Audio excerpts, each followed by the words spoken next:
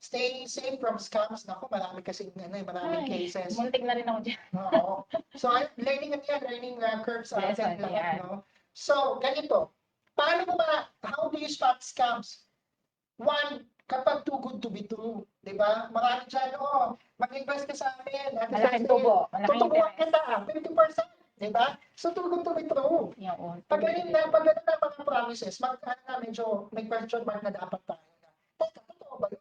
Kasi dapat isipin natin, ang bangko nga hindi nagbibigay, magkano na ang porsyento ng bangko, right?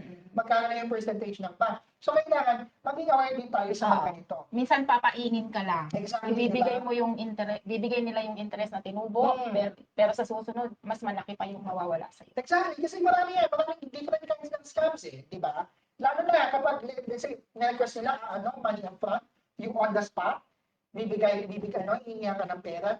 Medyo magtaka na muna tayo before tayo magbigay. Teka, bakit hinihingi mo na ako kagad, di ba? Kung legit investment ito, sabihan mo muna ako, magkano, ganito, ganyan, paano.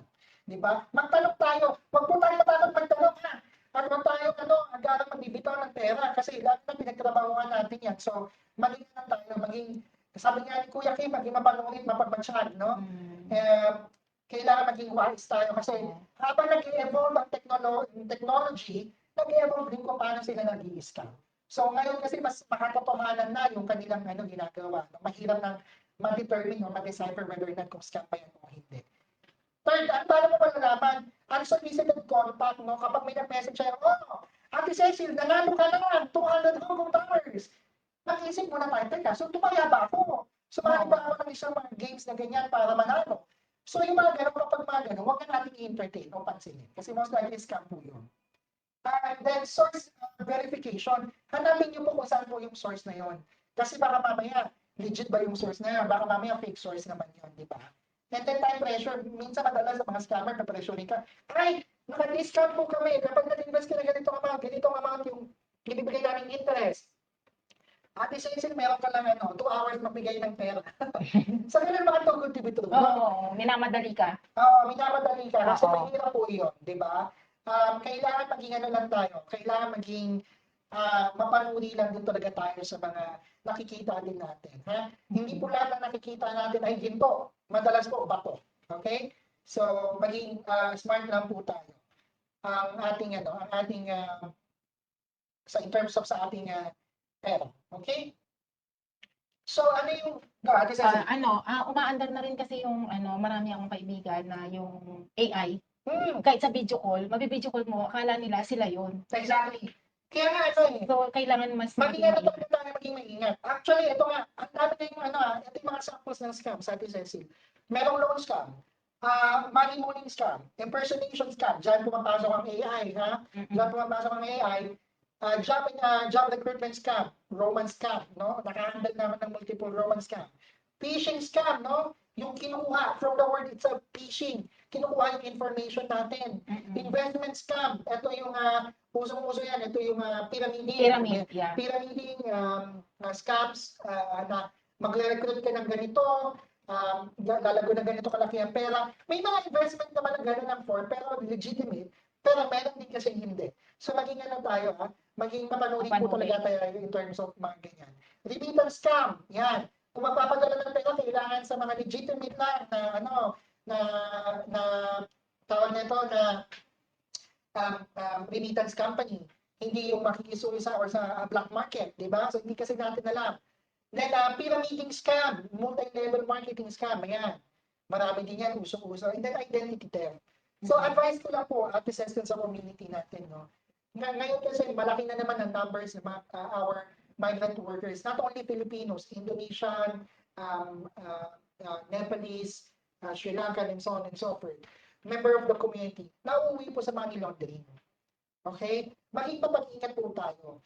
Kasi ngayon, marami po yan. Let's say, part yan ng scam ng general scam, no? Overall.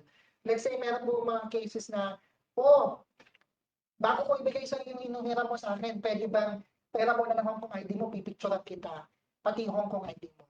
At mamukha ka hindi mo alam, may kakatok na lang na pulis sa'yo. Ayun pala, may nagbukas ng bank account gamit dun sa Hong Kong ID mo. So, maging careful po tayo in terms of what we are providing, no, sa mga hindi natin kilala. Kasi ngayon, like what Ate Cecil mentioned, katulad nga, AI, no? Nagagawa na, nagiging matalino na ang scammer. Oo. So, kailangan kung sila nagiging matalino, dapat na nagiging mas matalino tayo kaysa sa kanila. Kasi ang mga scammer, gagawa ng paraan yan para makapanloko, no? Sa atin. At saka yung unang ginagawa nila, hinahack yung mga accounts ng mga friends nyo bago nila kayo allocate buys. So, ito yan, in terms of that one, no, yung hacking, Hackers. yung phishing, hacking, and so on and Yeah. so forth. Ang advice namin, careful kayo sa mga link na kiniklik ninyo. Okay? Sa mga kunyari, may yung friend mo may pinapasend na link, may friend, palike naman na ito, ganito, ganyan. Careful kayo kasi pag kinilik ninyo yun, meron yung software madadownload sa cellphone ninyo, hindi nyo yung malalaman. Ma-access na pala nila lahat yung inyong mga information. Even your friends. Oo. So, be careful lang sa pag-click ng link, pagbigay ng information, and so on and so forth.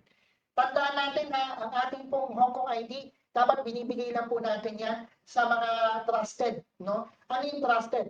Kung bangko, let's say magbubukas ka talaga ng bank account na ikaw, let's say HSBC, hingin talaga nila yan, no? Or other bank accounts. Sino pa? Immigration Department, Police, Consulate. So, sila lang po, may mga potentially na pwede hingin yung tignan ng ating ID. Pero yung, let's say, kapwa natin na manggagawa, friend, patingin ng ID mo, picture ko lang, ay, wag po kayong patayan. Okay? It's better to be safe than sorry. Pag nagalit po yung kaibigan natin kasi ang natin pa picture ng ID, pabayaan niyo siya. You're just trying to protect yourself for potential harm na pwedeng mapunta sa inyo. Kasi tandaan niyo po, kahit hindi po kayo ang part na nag-launder ng money, the mere fact na binigay niyo yung ID ninyo at nakabukas ng bank account using that, liable na po kayo for that sins. Okay? So, marami po yan. So, maging careful lang tayo pagdating sa ganyan. Okay? So, again, ang mga scammers po, nagiging ano na sila, nagiging,